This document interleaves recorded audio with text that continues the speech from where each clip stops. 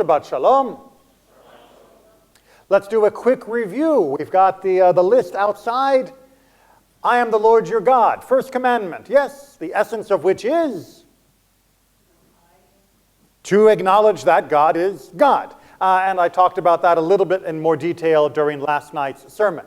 Our second commandment of not having other gods and making idols is telling us. Is there only one person in the room that can answer this? I know that seems obvious, but you'll see where I'm going when I get to number 3. Right, to not make idols and to not worship other gods. Very good. And I bet if we went through most of the other ones, if I said keep Shabbat, you'd be able to explain what that looked like in rough detail. If I said honor your parents, we're doing okay. Don't murder. Yes, we understand that. Don't commit adultery. Don't steal. Don't lie on the witness stand. And don't covet. Again, I talked about that in much more detail last night. We're all pretty good with that. But what about commandment number 3, which is usually translated into English via King James Bible as do not take the Lord's name in vain? What does that mean? Don't cuss. No. That is what it is often said to mean, and that is often how someone gets a clip around the ear for having cussed or something. And the people out there that are very punctilious about putting the word regarding damnation near to the word God in English, and if you say them, putting them too close together, oh, they'll freak out. Or when people, use the phrase OMG all spelled out, oh, you're breaking the 10 Commandments. No, sorry, wrong. You may still be not exactly exhibiting the best behavior in the world, but you're not breaking number 3 of the 10 Commandments. So what does it mean to lift up God's name in vain?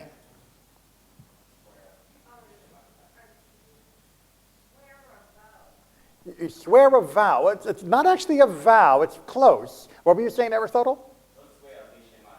Don't swear according to God's name. Well, no, actually you have to do that sometimes. But you're not supposed to do it shav. You're not supposed to do it in vain. And that vanity word, of course, is very tricky because despite King James preserving it for us, most of us don't use that term vain in our regular language. It means to do it in emptiness, or falsely in this particular case. I need to explain to you how the court proceedings worked in the ancient world. So let's imagine that you were hired as a shepherd, and you are looking after Mr. Cohen's flocks.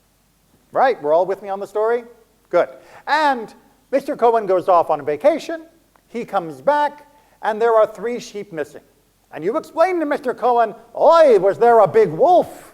This wolf came down from the hills, and on day 1 it took 1 sheep, on day 2 it took another sheep, day 3 it took another sheep, and I'm sorry, but the wolf was so big, and what was I to do?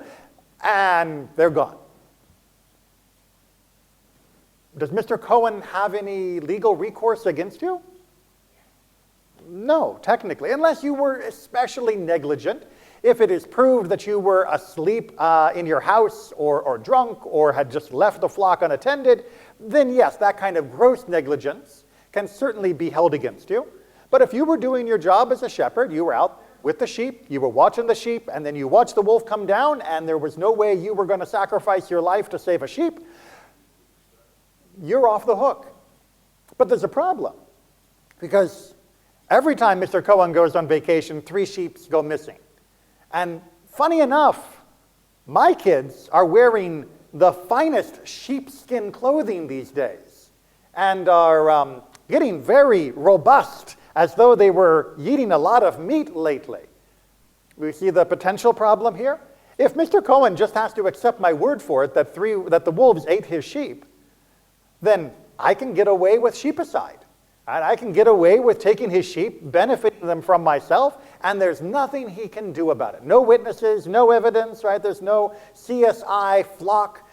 We are left with the shepherd being able to exploit the person whom he's serving. We're seeing the potential problem here, right?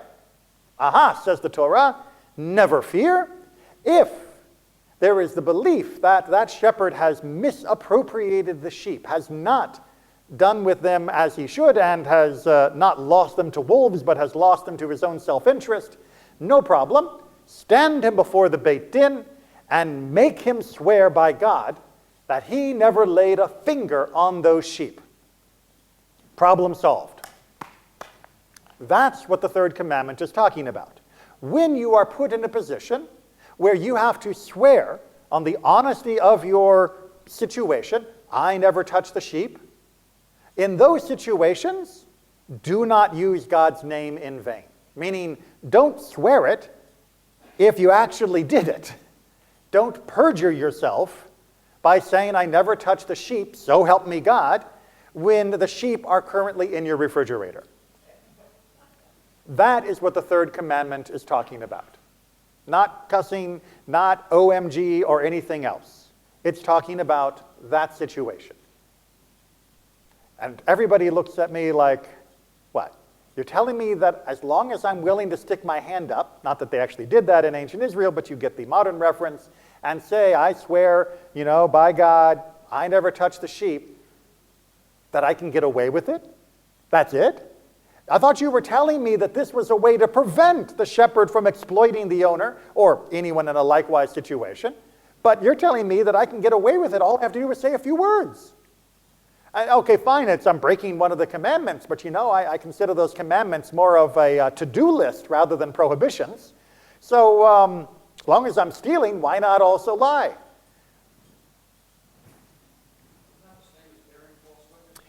It's not the same as bearing false witness, because bearing false witness is when you are lying about someone else. So this is a particular type of oath that is taken when there are no witnesses, there is no evidence, and the only thing that stands between us and absolute chaos is accepting the honesty of the person when they swear publicly by God's name. Whereas the false witness, which is just further down the list, is much more of, I saw him make a contract that says X, Y, and Z. And if you lie about that, you are a false witness. Or if you lie that they didn't make the contract or the details were different than they claim, that is being a false witness. It's not just in this empty situation where the only thing we have is the honest oath of the person that has been accused. False witness is on some other situation, not directly upon you. And in many ways, it is a much more serious problem, because a false witness can be easily countered by true witnesses. Oh, yeah, Your Honor, I saw him make a contract. He said that he owed him 500 shekels, absolutely. And then someone else shows up and says, no, you didn't. You were with me in Vegas when this contract was made. What are you talking about? And there is a very strong way to counter false witnesses. But this type of testimony, we are precisely using it because there is no other witness or testimony to be given. It is just you, me, and God.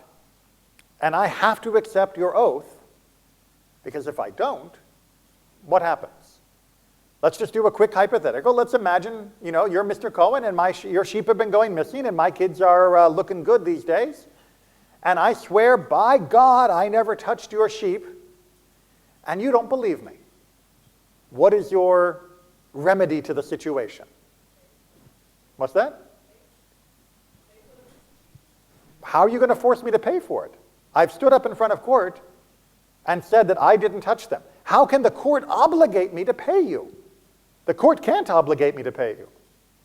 The only way you can get me to pay you is to show up at my house and steal my stuff because you think I owe you it. And the only way you're going to get away with that is either breaking in the middle of the night or by hitting me over the head with a stick and while I'm unconscious taking my stuff. To which I will respond, but I honestly didn't take your sheep. And I don't care that you didn't believe me. You don't get the right to hit me in the head. So now I'm going to go to your house and take back what I believe is owed and probably give you some violence in return. And then your best friend is going to think that I was wrong to do that.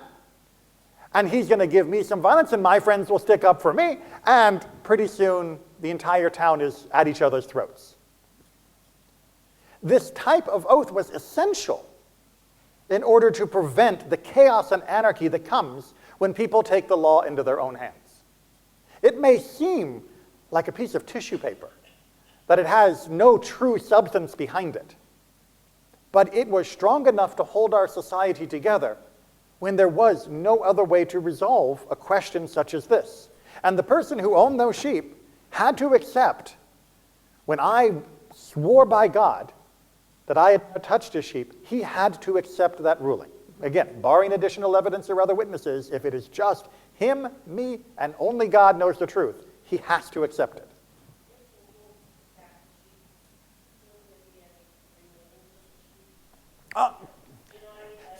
Right, so like I said, we can get into CSI Flock and try and work out, what happened on the crime scene and all of that. And if there is additional evidence, then that can certainly be used with regards to the case. But even if there is zero evidence one way or the other, the oath was still considered binding and true.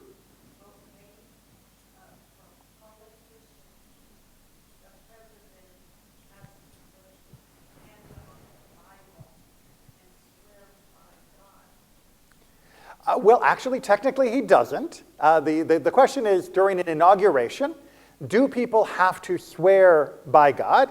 And although that is the way the vast majority of politicians do initiate their oath of office, it is not technically required.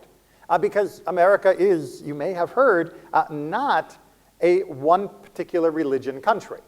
And so were we to require that, are you saying then that atheists are not allowed to be in political office? Are we saying that Muslims can't be in political office because their hand is on the wrong holy book? Would Buddhists, Hindus, Jews, and indeed in American past, when we didn't live up to our ideals, that was a problem, where you can't be an honest witness because you won't swear by the Bible I'm deciding you need to swear by. America, thankfully, does not require that, and indeed, although we still require swearing an oath that we are going to tell the truth in our court, or swearing an oath that we are going to uphold the laws when we are appointed to office, it does not have to be over a particular religious document, which is actually speed-running us towards the end. Because, see, there's a problem in the modern world, which is how many of you would accept my claim that I didn't touch the sheep? How many of you would actually believe me when I said that? Not because I'm, Rabbi Neely or something, but just the random shepherd. And it's your sheep that have gone missing. Would you be happy with that? Almost certainly not. And that is a fundamental problem. One, you might not be happy with it because your sheep are gone. And you want someone to pay for it. And if you were really being honest with yourself, my honesty doesn't matter to you. What matters is your missing sheep. And you want to hang that bill around my neck because someone ought to pay, and since I don't know the wolves' address, I can't send the bill to them. So I'm going to send the bill to you. And that feeling has been around since antiquity. And we've dealt with that in society by trying to explain to the sheep owner that no, you don't get to do that just because it feels just to you, because justice has to be a shared value. Justice is not a personal emotion. Justice is not a private feeling. Justice is not something that only happens when I feel satisfied. Justice is what happens when society has dealt with a particular situation according to the rules that the society agrees are just. And that's hard because sometimes things are going to happen that don't go your way. And we're still going to call it justice and say, put down the brick. That's not a better solution. But it only works, coming to our contemporary situation, if we actually accept that we are part of a shared society that has a shared value of what justice is, and we believe that all of us, when we go through that system, will receive the same type of treatment and the same type of justice that any other member of society would. As long as Mr. Cohen and I both know the rules, it's just. And as long as both of us are held accountable by those same rules, it is just. But if there's one rule for me and one rule for him, then you better believe people are going to start looking for the bricks to throw at each other, because now no longer does that justice work. Swearing an oath to God only works if we are all willing to accept that it works. If we've all decided that everyone perjures themselves anyone, that everyone's a liar 24/7 anyway, then that is not going to resolve the solutions it was designed to resolve. So how do we get back to that state? Because I can imagine right now that most of us, if we were thinking back of high-profile court cases and other situations, we can probably imagine that many people have stood up there on the stand, have sworn, I'll tell the truth, whole truth, nothing but the truth, and then we know what they say is a lie. And everyone knows it's a lie, but there's not enough evidence to prove that it's a lie, and we don't believe that they're actually feeling compelled by a shared sense of communal responsibility to honesty to speak the truth. And they certainly don't believe that God is going to get them, or if they do, they think whatever they're getting today is worth whatever punishment God may give them in the end. So how do we reclaim that sense of shared understanding, of shared belief in justice? Well, by doing it ourselves. That is to say, each and every one of us not worrying about what some fool that stands up in a public court says about a case, but instead worrying about how do I treat the people around me? Am I honest and faithful and loyal to my friends, to my family, to my coworker? When my boss asks me if I've got a project ready, am I honest about that? Or do I dissemble and weasel and try to shimmy out of the way because I don't want to admit that I still have 5 more pages to finish, or that I haven't done the last 3 phone calls, or that something else has happened? When I have a dispute with my neighbor and I try to drag the HOA into it, am I being scrupulously honest in how I present the case, or do I try to distort the facts to fit my own hope for an outcome that will benefit me? And when they say something, will I admit when it is true? Even by doing so, it will diminish my case. It will put me in a different position with regards to that group. How casually do we lie, even without invoking God's name? How casually do we step away from emet, from truth? How easily we do it. And then we wonder why, when it really matters, people are not honest, that they can put their hand up in the air and swear to do something, and we know that they won't. They can put their hand in the air and swear that what they say is true, and we know it isn't. And we call them hypocrites. If you are willing to cheat at something that is insignificant, something that is minor or trivial within your family, within your friend group, within your work, then all the more so I am going to assume that you will cheat when the chips are down, and that you've got no right to complain about others who cheat when they are doing so for benefit in the billions of dollars or in power or other types of issues.